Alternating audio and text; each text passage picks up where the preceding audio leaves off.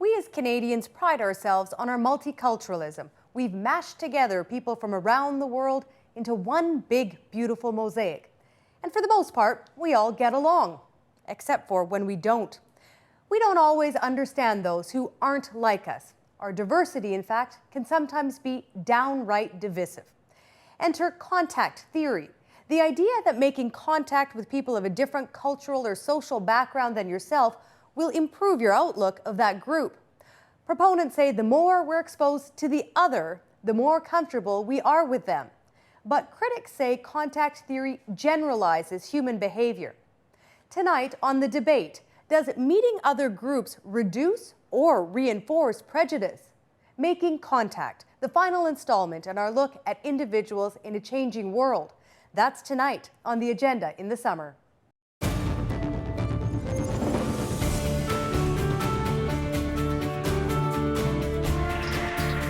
The Agenda in the Summer with Steve Paikin and Pia Chattopadhyay is presented by Ontario's 33,000 chartered accountants, public policy leaders since 1879. More information is available at casforchange.ca. And by contributions to TVO by viewers like you. Thank you. And joining us now on The Debate for the full hour, in Manchester, New Hampshire, Louis Feldstein, co-chair of the Saguaro Seminar and co-author of Better Together, Restoring the American Community. In Springfield, Massachusetts, Linda Trupp, professor of psychology at the University of Massachusetts and author of When Groups Meet, the Dynamics of Intergroup Contact. And here in studio, Donald Forbes, professor of political science at the University of Toronto and author of Ethnic Conflict, Commerce, Culture, and the Contact Hypothesis. John Barry, Professor Emeritus of Psychology at Queen's University, and Gerald Owen, journalist at the Globe and Mail. Okay, folks, throughout the ages, people have tried to explain conflict between different ethnic, cultural, social groups, and other people have tried to mitigate such conflict. One of the approaches that attempts to do both explain and mitigate it is contact theory. So, John, why don't you get us started? What exactly is contact theory and how did it come about? Contact theory was proposed by an American social psychologist by the name of Gordon Allport a little over a century ago. And he proposed that on average, when individuals or groups come together in contact situations, that contact will lead to better intergroup relations, more positive mutual attitudes. But he also laid down some conditions under which this will work and conditions under which it will not work. The main conditions are that it should be voluntary. People should not be forced into contact. That it should be between groups that are roughly equal in status, not very powerful and very powerless people. And there were a few other conditions as well that have emerged in the research literature since then. If these conditions are absent, then the hypothesis says that contact will not lead to mutual regard. Okay, we're going to talk more about the conditions as we move on. But Linda, I want to ask you this. I guess putting aside those conditions, is contact theory as simple as increased contact means better relations? I think traditionally social psychology research has been misunderstood on this front, that I think people have the impression that all things being equal, contact will always improve attitudes, and I don't think that's the case. And in particular, in recent years, people have started to focus on conditions that might undermine the positive effects of contact. So overall, yes, greater contact between groups can improve intergroup attitudes, but if there are negative forces in the intergroup relationship, that might undermine the positive potential of contact. Donald, help me out here. Are you agreeing with what you're hearing from our other guests? Well, I have some reservations. I think that the basic generalization that contact theory is built on about the positive effects of contact on attitudes is a sound generalization about individuals, when you focus on individuals. But it's a misleading generalization if you're shifting your attention from the individuals who have the contact to the groups of which they're part.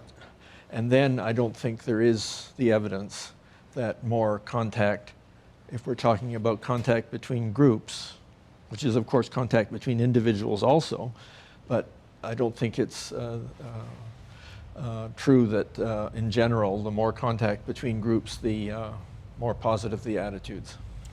Louis Feldstein, you have collaborated with Robert Putnam, one of the most prolific political scientists, acclaimed social scientists of our era. He studied extensively contact theory, and one of the things that Putnam writes about is this idea that we have tools, physical capital, and we have human capital, but we also have something that we often think less of called social capital. What is social capital? Social capital at its simplest means that who you know matters, that our relations of friends, neighbors, and business people and family make a difference in our lives, and that the networks and connections and collaboration make a difference, that this hidden and not immediately visible set of connections is important to the way our communities work. Why is it so useful, Louis? It's useful because it turns out that that's the way we do a lot of our business, that if you look closely at communities, you find out that where social capital is higher, communities are generally healthier, wealthier, less conflict, and go about solving their problems more effectively. And I say communities, I don't mean just geographical communities. It may mean groups of business people, it may mean people grouped in any kind of a form. Social capital is an effective way by which people connect with one another. It describes those networks of connections. Linda, I see you nodding there. Do you agree that social capital is crucial to contact theory? I think social capital is very important, and from some of the examples that I saw in Lewis's book that really focus on cooperative interdependence between members of different groups where they're working together toward common goals with some sort of institutional structure supporting that type of contact. Those are some of the other conditions that John alluded to that help to frame contact theory. And what we find is that those aren't necessarily essential conditions for positive contact effects to emerge, but they are facilitating conditions such that the more we're able to cultivate cross-group relationships that involve cooperation, common goals, equal status, and institutional support, the more likely we are to observe positive outcomes from the contact. Donald, do you see how important is social capital to the idea of contact theory? Well, they're very similar. They come out of similar background theories and reasoning about social interaction, and so they're closely related. And but I think that one of the interesting things that is in recent years has come out of the research on social capital is the research that was reported by Robert Putnam in his lecture in Sweden, the Skite, I think it's called, prize lecture, in which he reported a very large study of American communities that showed that basically the more diverse the community, the lower the level of social capital. And that was quite a controversial presentation that he made. Okay, I want to talk about one of your studies, Donald. Depending on the circumstances around the contact and the groups in questions, results have proven, as we've discussed, to be very different. And I want to take a look at the factors established by contact theorists, which was raised earlier. This is an excerpt, from a chapter you wrote, Donald, in The Psychology of Ethnic and Cultural Conflict. Here's the quotation. For a positive outcome, you write, 3 major variables have been repeatedly cited as crucial determinants of contact theory's effects. The first one is the equality or inequality of status of the different groups in contact. Secondly, their cooperative or competitive interdependence in the pursuit of common goals. And the third one being the presence or absence of social norms supporting intergroup contact. John, that seems like a lot of conditions to meet. How feasible is it really to create contact that meets all of those requirements? In principle, all hypotheses are true under a whole variety of conditions. And these conditions can sometimes be extensive or sometimes quite short. The conditions you've just alluded to from Don's work can be further extended and related to 2 things that have already been put on the table. One is the difference between the individual level of understanding contact theory and the group level. And the second part is social capitals, the second link. And there's a lot of research now that shows that what I call the multiculturalism hypothesis, which comes from the Canadian 1971 policy statement, that only when people are secure in their own identity or confident in their own identity will they be able to accept those people who are different from themselves. And if you reverse that, you have the idea that when people feel threatened during contact situations, then they will develop more negative relationships. So this is a further condition that comes straight out of policy research here in Canada. But related to social capital is even another condition, and that is when we're dealing with people who are members of ethnocultural communities, they have the possibility of more than one cultural social network. They have their heritage culture and they have that of the larger society. And yet another hypothesis, which we now call the integration hypothesis, says that when people have social networks established, receive support from and engage in competent interaction with more than one, usually their heritage group and the larger society, they do better, both interpersonally and in psychological terms. They have better self-esteem and they have more substantial social skills than if they only had social capital linked to one of those two groups. So these are two other conditions, and I've mentioned the multiculturalism and the integration condition. We are going to talk extensively about multiculturalism as we move through the hour, but Gerald, I want to bring you into this. These conditions, there are many of them. How do you see contact theory? Is it even relevant as a theory in practical application? Well, I think it tends to focus a little too much on attitudes rather than actual interaction. A lot of it was that in the middle of the 20th century, people wanted to get rid of prejudice for very good reasons. But it's not really the attitude that matters so much as the interaction, preferably good interaction. And initially, there will be friction and irritation sometimes, and a sense of the neighborhood changing around one, that kind of thing, which may indeed heighten some dislikes and mild conflict. In the Canadian situation, not very grave conflict. Linda, I want to go to you, and then I'll go to you, Louis. Tell me, is the bar just too high for contact theory to really be relevant these days? I think there has been a lot of concern over the years that we'd have this increasingly long list of conditions that we have to meet. And this was actually part of the work that Thomas Pettigrew and I sought to try to sort out in our meta-analytics study of intergroup contact, where we basically found over 500 studies that examined the relationships between intergroup contact and prejudice reduction. And these studies come from many disciplines, from 38 different countries, and include data from over 250,000 participants from the 1940s through the year 2000. And when we statistically pool those studies, what we find is that overall, as the contact theory would predict, greater contact is associated with less prejudice. And then we tried to look at those particular conditions that have been articulated as part of the history of contact theory. And what we found is that rather than it being one condition or another, that basically positive contact produces more positive intergroup outcomes. And as I mentioned previously, those conditions appear to be functioning as facilitating conditions. That it's not that we need to meet every single condition in order to achieve positive outcomes, but that the more we're able to cultivate contact experiences that are structured in line with those conditions, the more likely those positive outcomes will occur.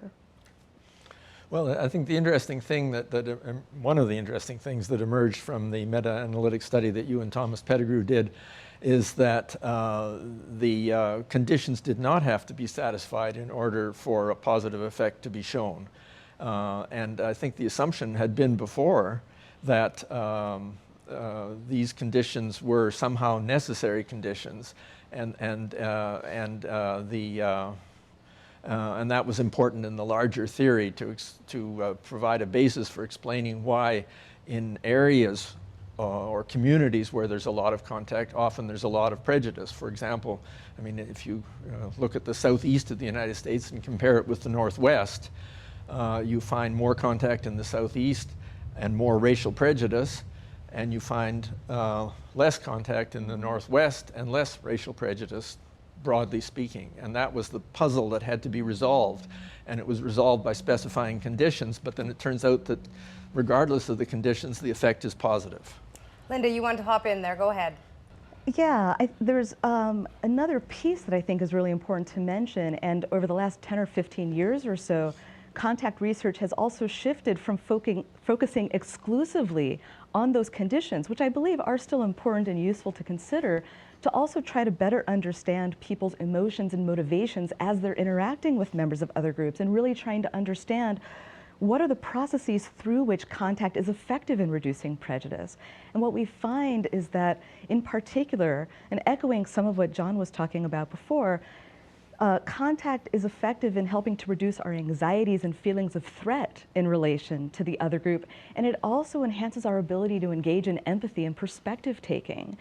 So that when we have contact with members of other groups, it's not simply that we're changing our attitudes towards them, but we're actually contributing to restructuring the intergroup relationship that will be important for our future interfaces with that group, whether it involves our decisions about policies that would affect that group, or future interactions, or how we handle tense times when we might be on the brink of conflict. Lewis, hop in here. Are these guys on the right path in what they're saying? These guys know a lot more about this than I do. My experience I has should been, say gal as well.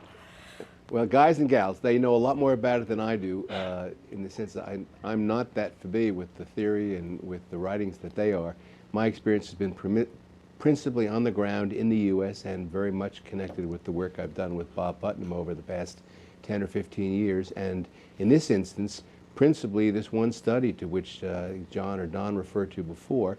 It was a major study, 31,000 citizens across America in 41 different communities, done by a group of, put together by a group of academics and scholars from both Europe and the U.S. And its findings were not so much either in confirmation or a challenge to what we've talked about, but sort of at variance at a different angle. And it's worth just saying a little bit more about that. The principal finding was not that was that in the communities where the immigration was highest, where the diversity, the racial and ethnic diversity was highest, there was not so much more conflict in those communities, but what there was greater amounts of anomie and social isolation.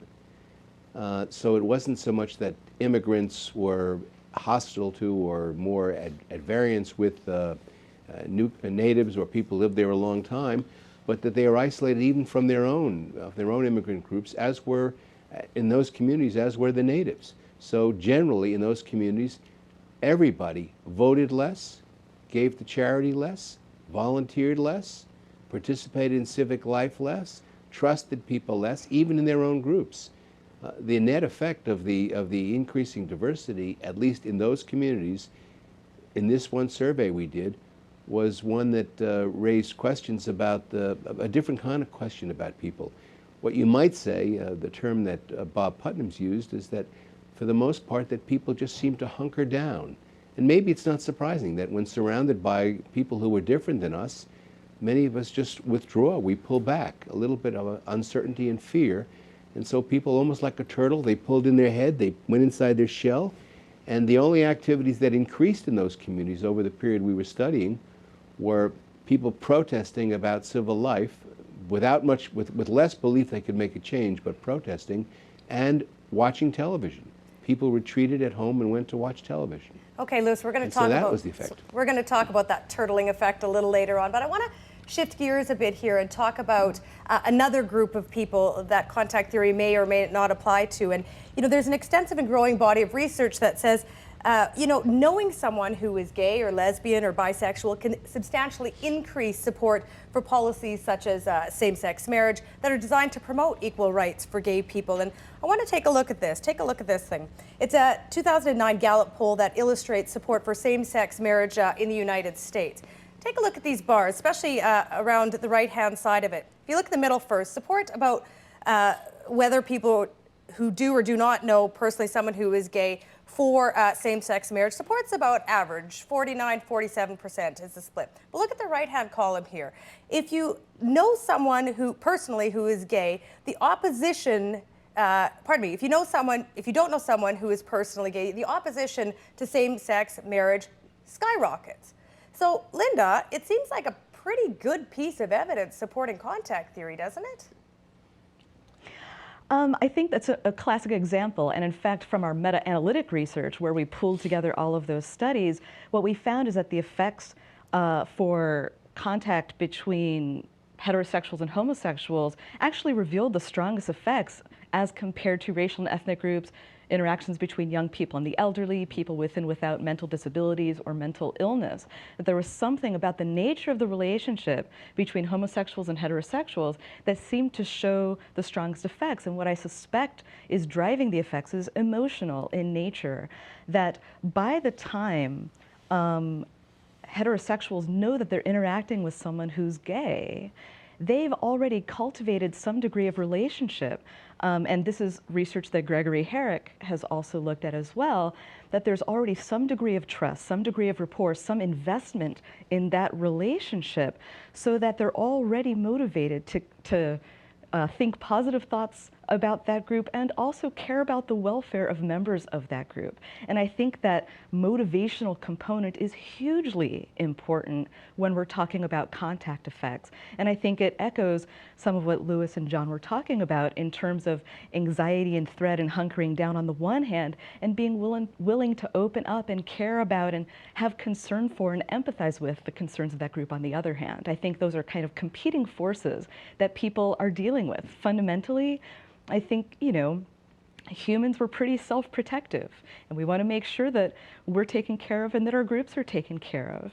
And so when we do feel anxious or threatened, we might hunker down, we might be less willing to reach out. And I think this is a classic example of, but when we start to cultivate those relationships across group boundaries, we don't only care about our group's concerns, we do care about them, but we also have space to care about other groups' welfare as well. Let me get a sense around this table here in Toronto. Are you reading the same things into the numbers that Linda's reading into them?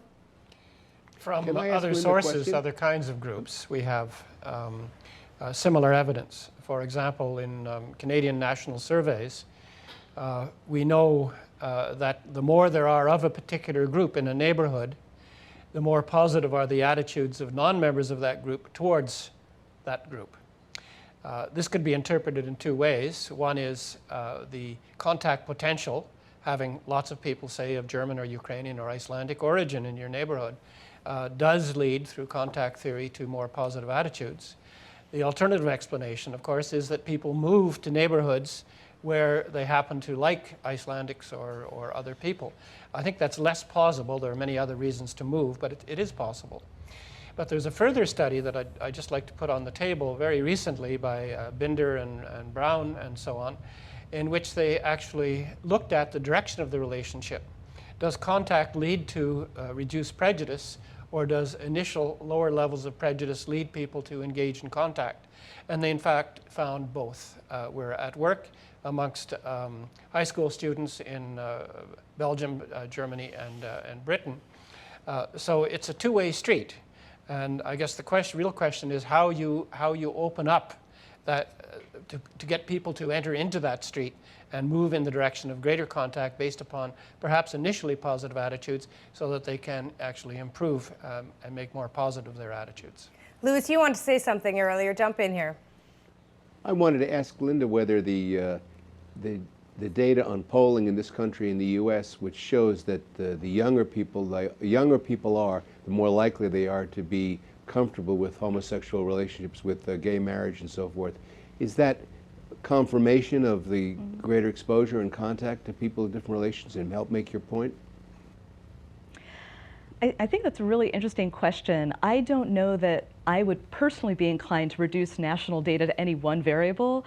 I think that contact can have positive effects, but I think there have also been other changing social and cultural norms, different representations of gays and lesbians in the media, for example, whether it's direct, like face-to-face contact, as what we usually think about in social psychology, or more vicarious forms of contact through the media. I think there might be a conglomerate of social forces that are leading to this tendency. And I think it would actually be really nice to have a better understanding of the extent to which each can uniquely predict those positive outcomes, how much of it seems to be due to contact and how much of it might be due to these other cultural factors. It seems to me that ethnic groups are fairly different from groups of sexual orientation. After all, everybody of whatever sexual orientation is born into a family and probably into some larger group. They all go to school together. So to some extent, it can be said that there is such a thing as a gay community, but that is something that in a way is people move into for whatever causes, whether through choice or otherwise, or genetic differences. But nonetheless, they are already in contact with non-homosexuals. So I think that that's rather different from an immigrant community that has difficulty with English or whatever the dominant language is. Well, I want to go ahead. And it's also interesting in this connection to think of the hypothesis in relation to attitudes toward gender roles. I mean, we're all familiar with prejudices about women and about men and so on. And when the contact theory or contact hypothesis is stated very broadly, it should cover groups that are male or female as much as ethnic groups or groups defined by their sexual orientation or age groups or whatever. And yet routinely the questions raised by sexual or gender prejudices are excluded from consideration. And that's a curious fact about, it seems to me, about the research in this field. Well, the species wouldn't go on if there weren't contact. So. Right, but there's a lot of contact and a lot of prejudice. That's another debate. Linda, let me try this one out with you. Does contact theory work on the national level? And what I mean by that, you know, when you look at experiences with neighboring countries that have had historical grievances, if you think of India and Pakistan or the Balkans or the Israelis and Palestinians, does contact theory work, so to speak, in those cases?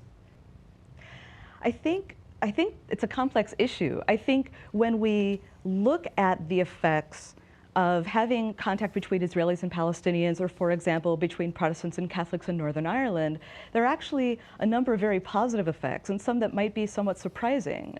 Just to give the Northern Ireland case as an example, there's actually some research to suggest that even among those who have personally suffered as a result of the Troubles, for example, people who lost family members during violent conflict in Northern Ireland, those who had had close friends in the other community actually were more willing to trust, more willing to forgive, more willing to work toward peace and reconciliation as compared to those who had not had close relations in the other community. So I think even in the face of conflict, there are some positive benefits to be gained by having positive contact experiences.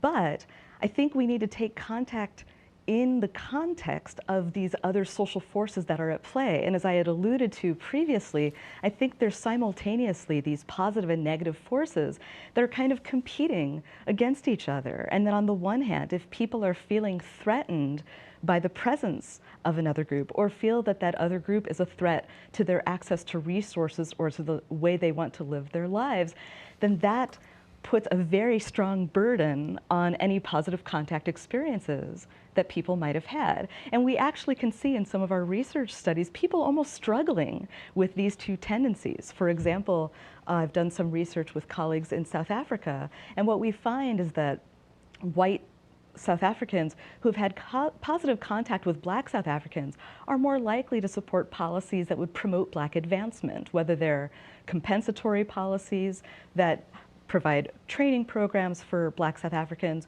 or for example, more preferential policies, which would be closer to our affirmative action programs here in the United States. And here we also included measures of these white South Africans' prejudices, their feelings of threat posed by Black South Africans. And what we find is that contact is still uniquely predicting more support for these policies that would promote Black South Africans, but you also see the role of threat and you also see the role of prejudice, so that there seem to be these competing motivations that people are struggling with. And what I think one of the reasons why I think contact is really important is because it serves as a ballast or as a counterpoint to that self-interest or to that group interest. That instead of only focusing on our group's interest, we might at least take a moment to pause and think about the welfare of the others before we engage in conflict or before we take next steps forward. And that could potentially mean the difference between trying to come up with more creative, non-violent strategies towards conflict resolution or engaging in more direct contact or conflict strategies. John Barry, is contact theory, a solution to some of the world's trouble spots? Is it a way to move forward? I'm not sure at the international level where there's a long-standing history of military and other kinds of conflict. But if we bring it down to more manageable situations, such as in Northern Ireland and possibly in West Asia, we can draw upon research here in Canada between English and French Canadians. There's a long history of research on contact and on threat with respect to these two groups, and it was only a few decades ago that we were in a fairly overt conflict situation. So, for example, I don't know if you remember, there used to be a group called the Alliance for the Preservation of English in Canada. With a student, I infiltrated that organization. We joined it and got them to participate in survey research. Hope you didn't act as an agent provocateur. No, we were absolutely neutral in the way we approached it. But very clearly, their antagonism towards bilingualism and towards the enhancing the relative position economically and socially and politically in Canada of French Francophone Canadians was based entirely on a sense that they were going to be they were being threatened and were going to be absorbed. They wrote a book called Bilingual Today, French Tomorrow. And this sense of threat was economic. They thought they'd lose their jobs. It was cultural. They thought they'd lose their identity. And it was personal. They felt that they could not get along with people. But decades of research on school exchanges, on bilingual education, which brings the Anglophone and Francophone communities together, has shown that in almost all circumstances, almost all of these studies, improved relationships occur. So these are not nation states, but they are nations in the sense of distinct communities reflecting on themselves and having hostility being reduced by contact. Donald. Yeah, well, I wouldn't disagree with what you're saying about the effects of contact on the individuals who have the contact, whether it's students who are on exchange programs or wherever those contacts take place. But I think that our own experience would illustrate that that's not much of a solution to the problems that we face, that the threat of posed by the separatist movement in Quebec has gone up and down in response to factors other than the amount of contact between Anglophones and Francophones, and that whatever effects the contact has on the individuals who have the contact, it doesn't have much effect on the relations between the groups. Or the artificial kinds of contacts like that, as opposed to actual coexistence in the island of Montreal and all the complexities of allophones wanting to speak English and going to French schools. Right. I think that does provide a kind of contact, but the 2 weeks in Ontario or 2 weeks in Quebec is not really going to change the politics. Louis, you want to say something? Yes, as an example of places where the contacts, albeit limited initially to a small group, have actually burgeoned into something larger.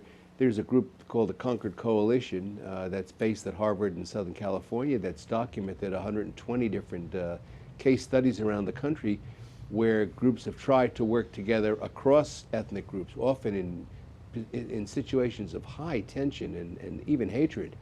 And I mention it because what's interesting about it is that they have developed a very substantial and interesting and sophisticated set of how you negotiate in exactly these situations where lives are at risk, where talking to someone from the other side can literally get you killed and get your family killed, and how they can negotiate across that, building on the contacts, and eventually, and not easily and not always, building the capacity to work together and ultimately to touch a larger community. And in fact, when you look at some of the experience in Belfast and in the efforts to, in the end, a lot of the key negotiations took place between not the moderates, because the brokers found out they couldn't move with the moderates. They had to bring in the most outrageous and extreme people on both sides, people who are doing prison time. And then they had to find ways to protect the prisoners from others in their own community finding out about them being involved until they could figure out how they could gradually let the word out to others that these discussions were going forward. So the contact there was critical, and it did overcome the decades of hatred. My American friends, we're going to talk a little bit about Canada because the three gentlemen here have all raised the term multiculturalism, which is a big part of our country. Feel free to chime in, but I just want to read this quotation about Canadian multiculturalism. Canadian multiculturalism is fundamental to our belief that all citizens are equal, and multiculturalism ensures that all citizens can keep their identities, can take pride in their ancestry, and have a sense of belonging. Acceptance gives Canadians a feeling of security and self-confidence, making them more open to and accepting of diverse cultures. The Canadian experience has shown that multiculturalism encourages racial and ethnic harmony and cross-cultural understanding. John, you've mentioned multiculturalism several times. To what extent, though, does it really underpin our multiculturalism policies here in Canada? How does contact theory underpin our multiculturalism theory here in Canada? There are two fundamental planks to the 1971 multiculturalism statement to the House. One is the right, where cultural communities so wish, to maintain a sense of continuity with their heritage and their identity.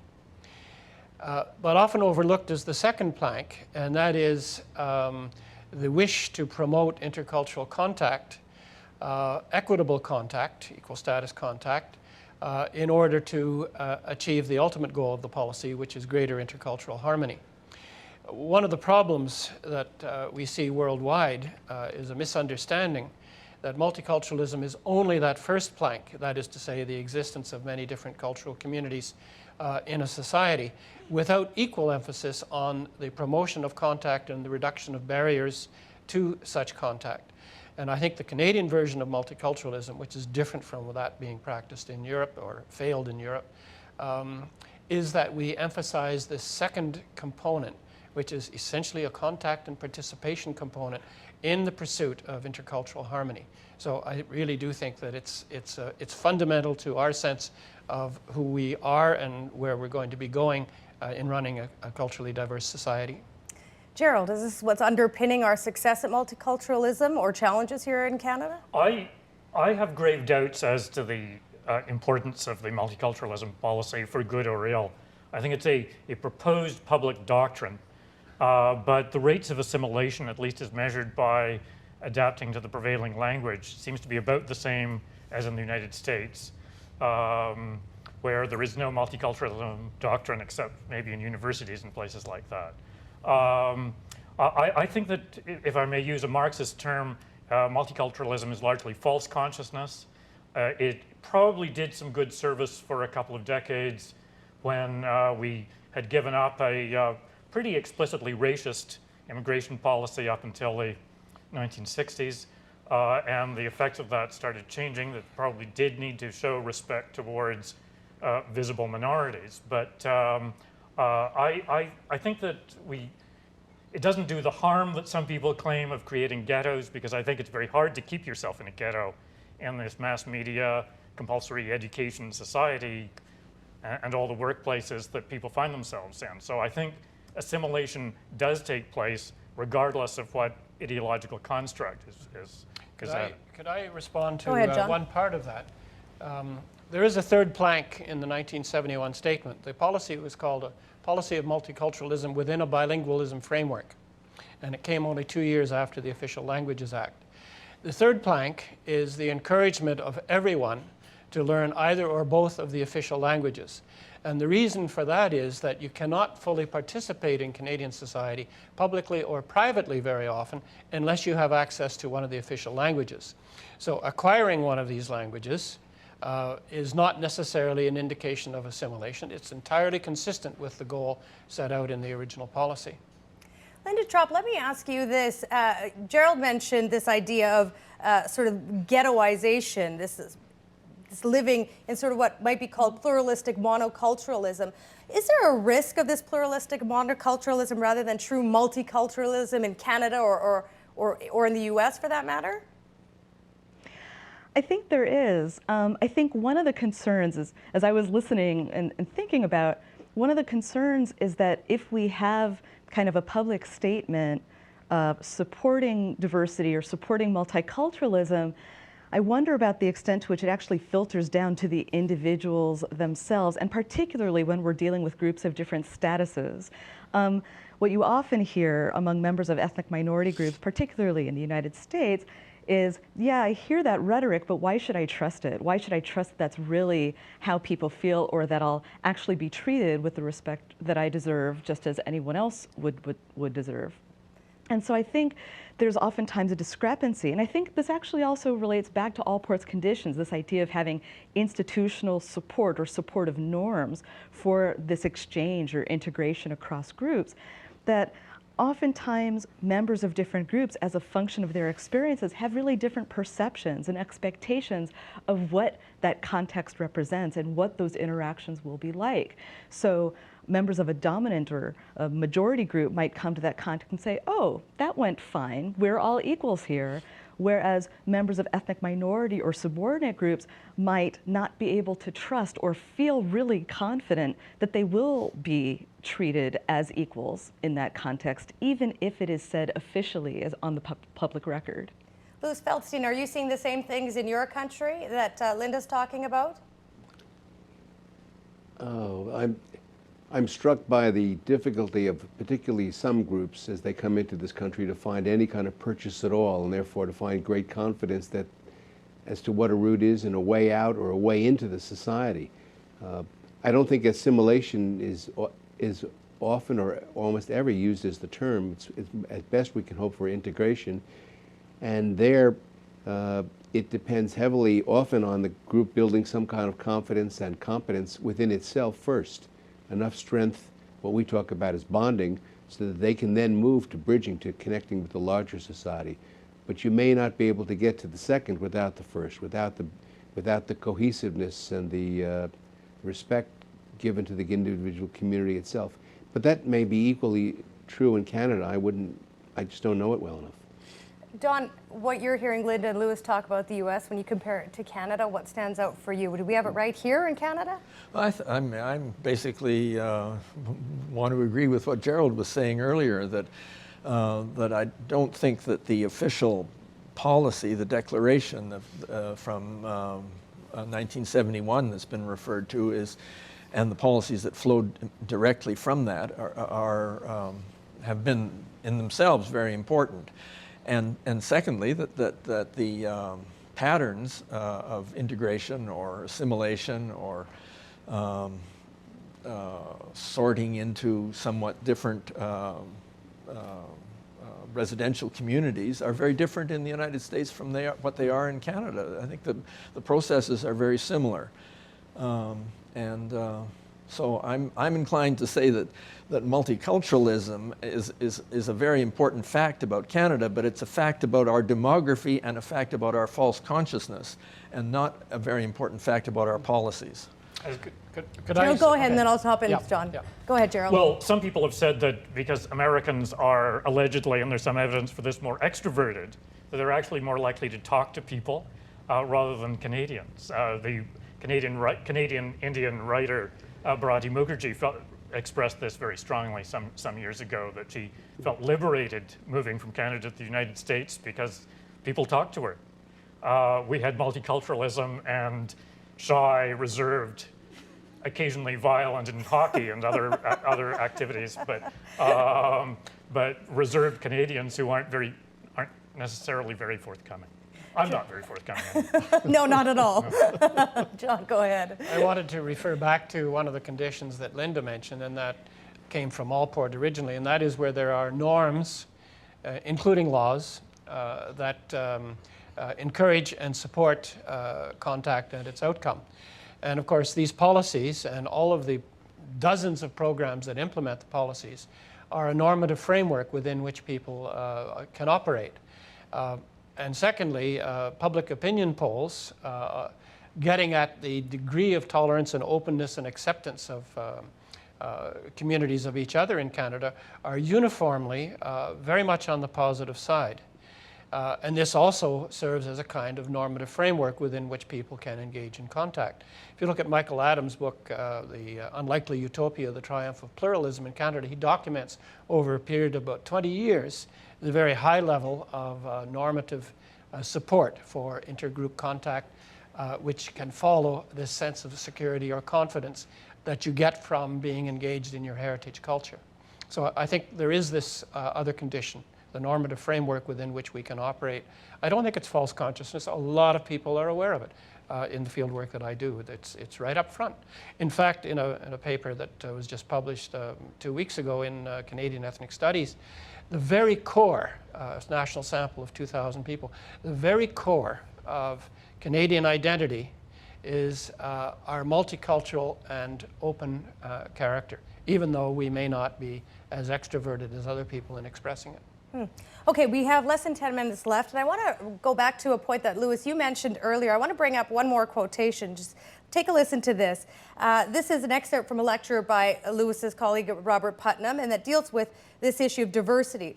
Here's what it says. Diversity does not produce bad race relations or ethnically defined group hostilities, our findings suggest. Rather, inhabitants of diverse communities tend to withdraw from collective life, to distrust their neighbors, regardless of the color of their skin, to withdraw even from close friends, to expect the worst from their community and its leaders, to volunteer less, give less to charity, and work on community projects less often, to register to vote less, to agitate for social reform more, but have less faith that they can actually make a difference, and to huddle unhappily in front of the television. Diversity, at least in the short run, seems to bring out the turtle in all of us. Linda, there is a lot in that quote, but you know, perhaps one of the most unexpected findings of Putnam was that in diverse settings, how much whites trust other whites, or blacks trust other blacks, or Asians trust other Asians is lower. And in other words, I guess the question is, if you don't trust people who do look like us, what happens? How do you respond to Putnam's assessment? So here I would actually distinguish between what we would call opportunities for contact, living in relatively diverse communities, and the actual experience of having face-to-face contact with members of other groups. And there have been some political scientists and some social psychologists who've actually looked at both variables at the same time, and what these types of studies generally show is that when people are in diverse communities, but they don't necessarily have substantial, meaningful contact with members of the other group, they see that other group as more threatening. But when there are those opportunities for contact and they actually do have meaningful interactions with other groups, then they tend to have more positive attitudes, feel more trust, greater willingness to live in integration in the future, etc. And so I think, again, it gets at this issue of how are we actually defining contact? And I think oftentimes when we cross disciplines, we're defining contact in somewhat different ways. I know in social psychology, we tend to focus more on face-to-face interactions, whereas in other disciplines, oftentimes it's considered more in terms of these proportional indices or representations of the population.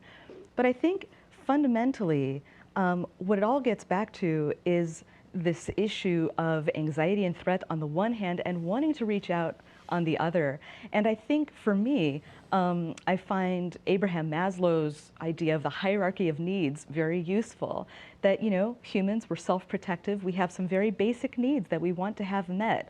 Needs for food and shelter and security. So to the extent that we're still seeking those needs or feel that another group poses a threat to those needs, we'll be more likely to engage in conflict.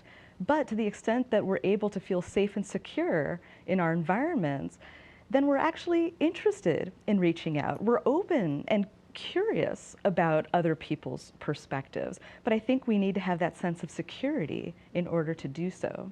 Louis, is Linda right? We just need to feel safe and then we'll reach out? Well, it's clear that one of the factors is a person's sense of security, and it's also clear that, as she points out very effectively, proximity doesn't do it by itself. And studies of interracial housing projects in the UK and the US both show that increased mixing, integration, whatever you want to call it, in those housing projects makes no difference at all in the connections among people or their trust in one another. You've got to make conscious efforts. Interestingly, in the US, the two institutions that have been most effective at bridging these kinds of gaps have been two you would not expect, and that's the US military and some of the big ecumenical churches, which have been able to do this, and they have done it with great effectiveness, and managed to build trust where people had to work with one another, and where they then created norms and some of the principles referred to by others before, within which people could build trust. How have they done it? How's the military done that? Well, as I say, they've started, first of all, they've started with a command and control system. That helps. And you might say the church has that as well, a different kind of command and control. But then in addition, they then create a set of norms that expect people to work across all kinds of divisions, and they literally prescribe how that's to be done. And they make it clear that part of operating within that system is to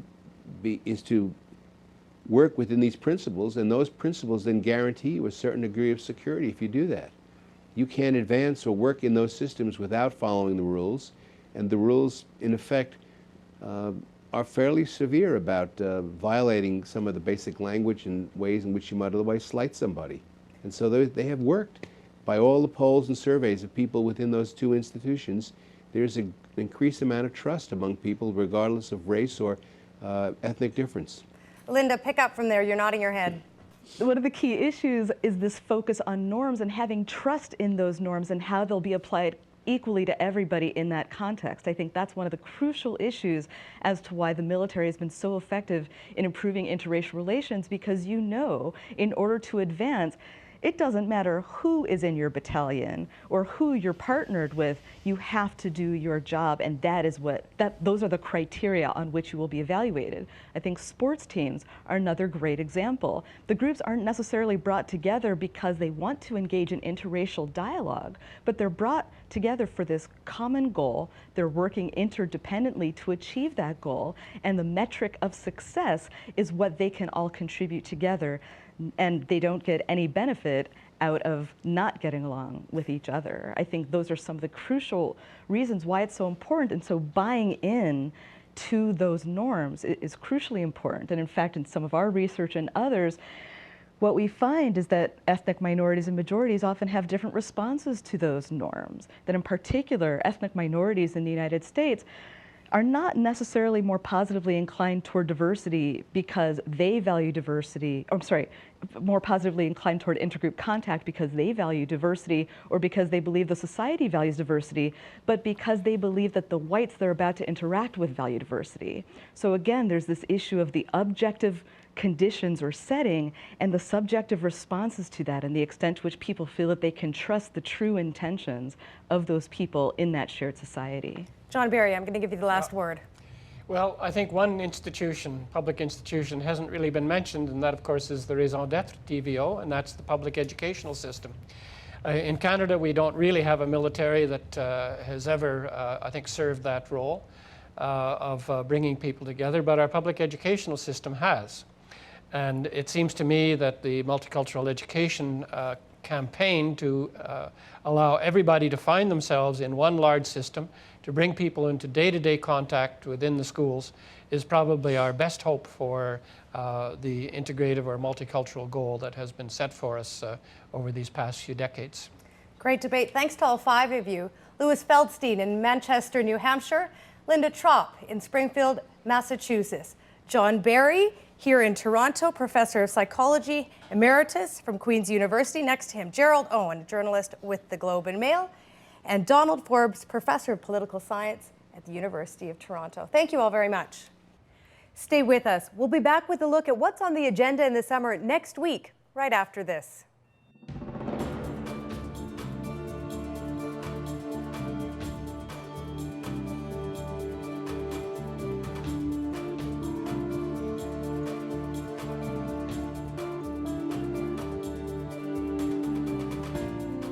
He was an outcast who found his place taking portrait photography. Nobody knew anything about him, very little about him. Yet 50 years after his death, he was discovered as a prominent artist. His portraits are gripping when you see them on the wall. Transforming family photos into a gold mine for the townsfolk.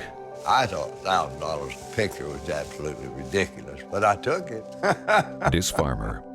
Sunday at 8 on TVO. The Agenda with Steve Paikin is presented by Ontario's 33,000 chartered accountants, public policy leaders since 1879. More information is available at casforchange.ca. And by contributions to TVO by viewers like you. Thank you. Tonight's program was produced by Mary Tawes and me, Pia Chattopadhyay. And you can read my post entitled, Love Thy Neighbor, Does Contact Theory Really Work? At the Inside Agenda producers blog at the homepage tvo.org/theagenda. Next week on The Agenda in the Summer, Alex Haddad, the University of Toronto Canada Research Chair in e-health innovation, will be our guide as we explore new ways of rethinking and reimagining our healthcare system. Hope you can join us for all of that. I'm Pia Chattopadhyay. Thanks for watching TVO and for joining us online at tvo.org. Have a great weekend, and we'll see you again Monday.